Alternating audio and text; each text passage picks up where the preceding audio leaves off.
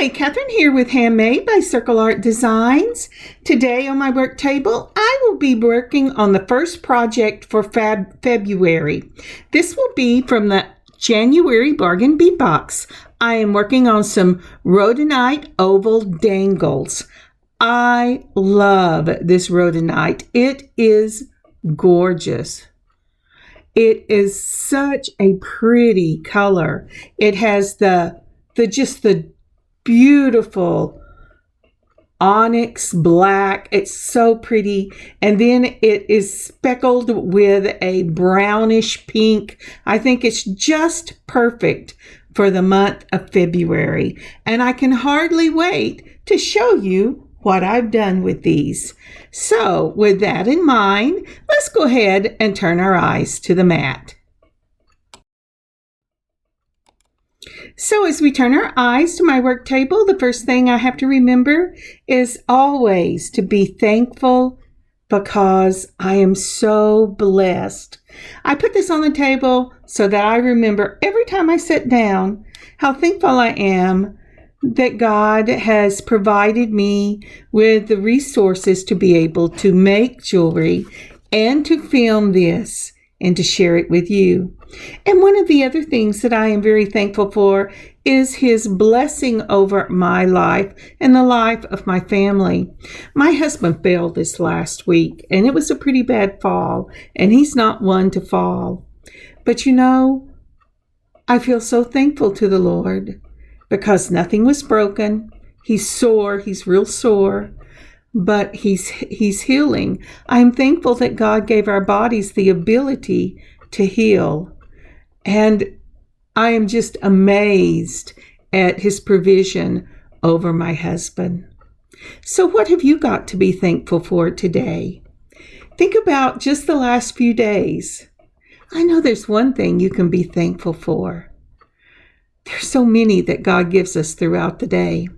So again, I am thankful to get to do this video. I've put out my mat.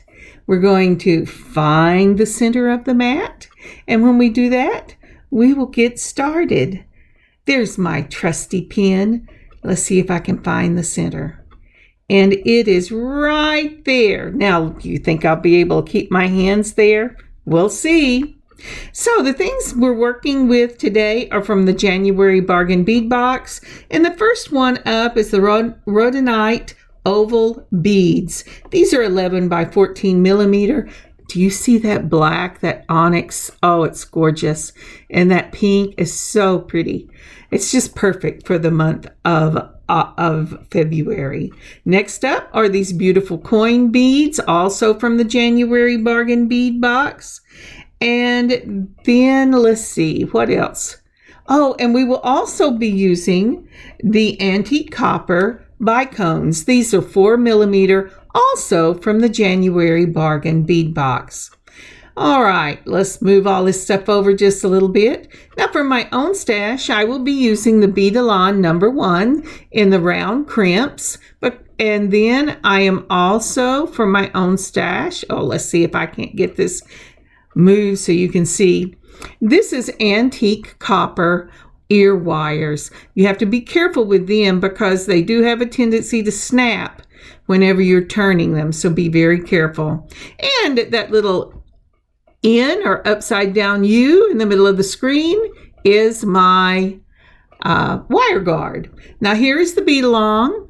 Isn't that nice? And that is in a beautiful gold. It's a satin gold, and it is a 7-strand, and that's what we will be using to make these earrings. Yes, I didn't say eye pin or head pin. I said wire.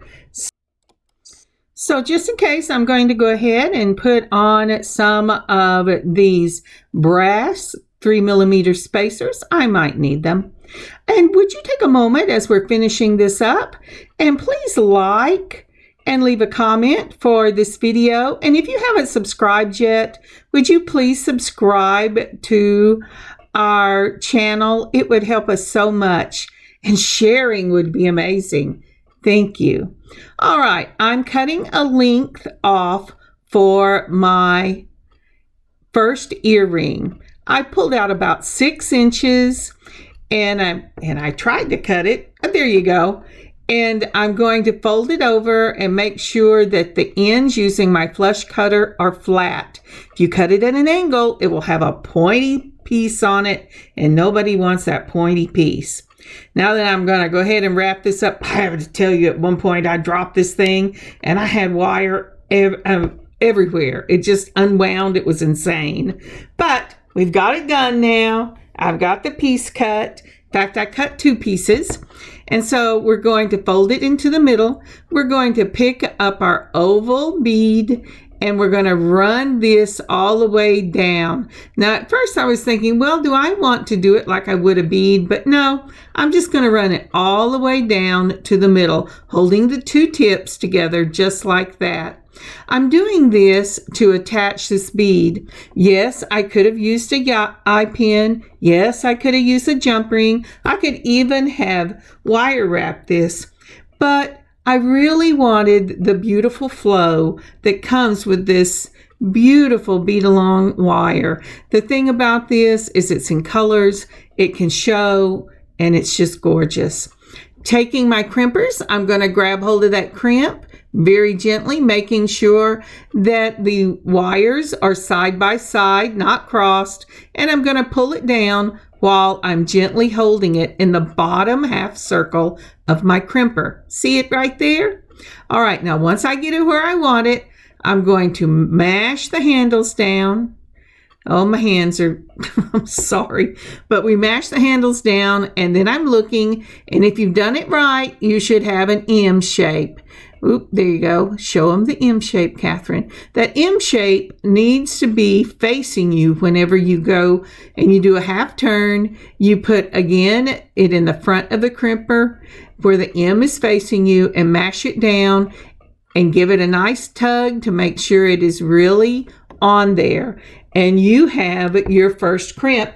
And we're going to build the earring off of this wire. Isn't that cool? We're going to do it again. All right, we've put it in.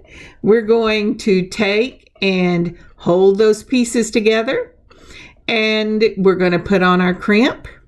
Now, the trick to doing this is you want these wires to be in the same plane as the earring side. Normally, I tell you put everything where it's facing front, but when you do this, the first set of these has to go on so that the crimp is holding the bead and the wires in the same plane. Let's see if I can't get a hold of that crimp. It's giving me a bit of a trouble here. Just gently take it in the back half circle and then move it down. And you'll notice now that my crimper was in the same direction as the top of the bead. Once I've got it crimped down, and I'm making sure that it's crimped, I'm going to go ahead, jumped, and make sure the M is in the right place and mash it together. And here's a picture of what I'm talking about. Please do not judge my drawing. I have a very old drawing program, and I was never very good at it in the first place. But we're looking at the side of this oval. So I've marked side, and then the front of the bead. That wire is going to go across the front of the bead, through the small hole, and up the back of the bead.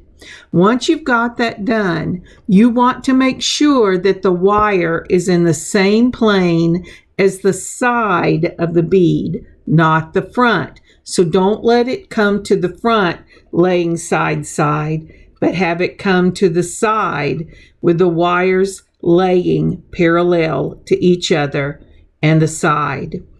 On number 2, then once these are parallel with the side, we're going to go ahead and put our crimp on. Using the back half circle, we're going to crimp it with those beads parallel to the side. This will cause only one wire to show when you're looking at the front of the bead. When you've got it an M, there's 2 wires coming out of both sides of that M. Do a half turn, bring it to the small half circle, and then mash that M together so that And number 3, what you're looking at is a loop that has one wire going down the front of the bead through the hole, and the wire coming up the front of the bead, and both wires setting parallel to each other on the bead. All right, now we're ready to continue. All right, now we're ready to go ahead and start putting the rest of these earrings together. Aren't those pretty? I just love them. All right, so we've got the wires coming up through the hole and we're ready to start. I'm going to start with a 3mm spacer ball. Then I'm going to put on one of these fancy coin beads. Isn't that pretty? And let's see, what else do I want to do here? You know, it's always a matter of playing a little bit. Let's go ahead and try one of these bicones and see how that looks. And am I going to finish up with a 3mm? Yeah, I think I'm going to go ahead and do that. And let's see how that looks. Oh, that's real pretty, but that's just real pretty. Let me think about this. All right. So now then, I have the wires together, but I don't want it turned that way whenever I finish this earring. So what am I going to do? Well, I'm going to start out by putting that crimp on right there on top of the 3mm bicone. And I'm going to head and crimp it the way we've done the other. We're going to put it in the back. We're going to crimp it. If I can get this to hold.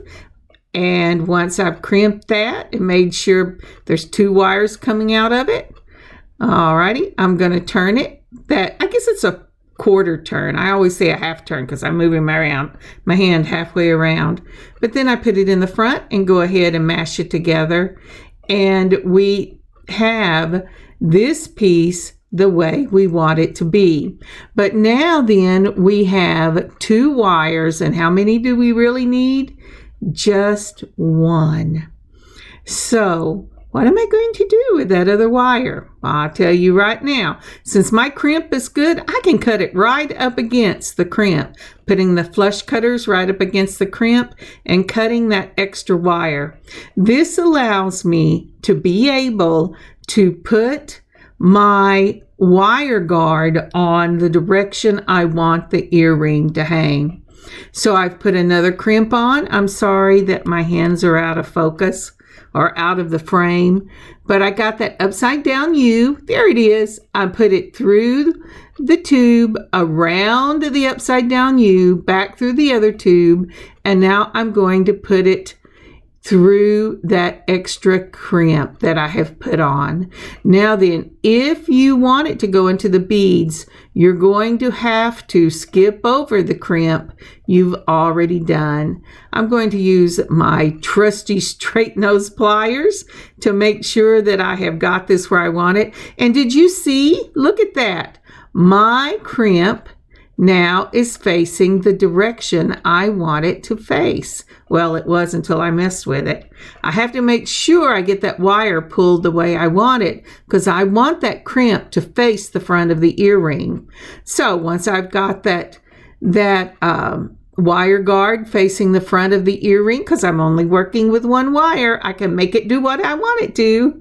Then I'm going to crimp it just like we've done before, put it in the back, crimp. This will only have 1 wire coming out of that one side, but it went up, it went around, and you'll have a second wire actually coming out when you're through. Once you've got both wires in, I've gone ahead and put it right through the spacer ball I had. I'm crimping it off even with that spacer ball, and that earring is done. Let me finish the other, and I'll show you the finished product. And we're back. Aren't those pretty? I just love these. Now, all we have to do to finish these is to go ahead and put on your ear wires. And now you have to make the decision. Do you want your earrings to face the side where people see the front when they're looking at you from the side, like that? Or do you want it to face the front? I want mine to face the front. So I'm very carefully, gently turning that loop. Because remember, I told you, for some reason, every antique caliper I've gotten has been very fragile when you're turning it. That's also why I don't open this up. I use jump rings. Again, I'm turning the loop to the front of the earring, so the loop will be facing the front of my face whenever I am wearing the earrings. So once I have got that done, and I went ahead and did both of them just in case, because you never know, I may have to be getting out I snap almost as many as I make right. I will not fib about that. Okay, I've gotten 2 of my medium oval jump rings out. I could have used the smallest, but I decided to go with the medium. I'm going to take a twist of one wrist, open up that jump ring, and these are ovals, so they open from the side. I'm putting on my earring, then making sure the side that I want to wear is facing out, and then I'm putting on my ear wire, making sure the front of the ear wire and the front of the earring are touching each other, and then when I open this up, it will be facing front. Now I am closing my jump ring using one twist of the wrist, just like opening it. And if you notice, I always touch the top. If it is rough, it's truly not closed. I have learned this the hard way, and many of you have heard me preach this, I'm sure. But the other thing is, when you're opening your jump ring, only twist one wrist, because you don't want to put a strain and make a weak spot in the middle of that jump ring, because jump rings, as I've said before, like wet clay, have a memory, and when you least expect it, it will remember that weak spot, come apart, and you take a good chance of losing your earring. Isn't that beautiful? So let's put out my heart and we will look at the finished product. These are so pretty. I just love them. I was a little concerned about the weight of the stone, but it's not that heavy, and I was really surprised because the other pieces that I used are lightweight. Oh, this dangle is stunning. This is really a statement piece, and I think it looks so elegant in a bohemian style of look to it, but I just love it. And I highly encourage you to consider making something similar to this because it is just beautiful. If you don't have these stones, well, maybe an oval stone that is a bead that has something through the center. Did you know you could still make this with that beautiful beading wire? I could tell you how. If you don't know how to do that, ask me a question in the comments and I'll answer. All right, here are some pictures. Thank you so much for joining me today. I have had so much fun making these. I love working with this wire. It makes my heart happy, and I hope you will love working with this wire as well. I hope you had fun. I know I had fun. Although at one point here, I got ready to do that, hit the wrong button, erased all of the audio and had to start over. So it was a little freaky at that point. Now, I haven't checked yet, but there may still be some things up in the shop, at the sister shop called Bead Box Bargain. You might want to check and see if these are in the shop. I don't get any money from suggesting that, but I really do love these beads. Again, please stop by our own shop at circleartdesigns.net, and I will see you later in the week. Kathryn, handmade by Circle Art Designs.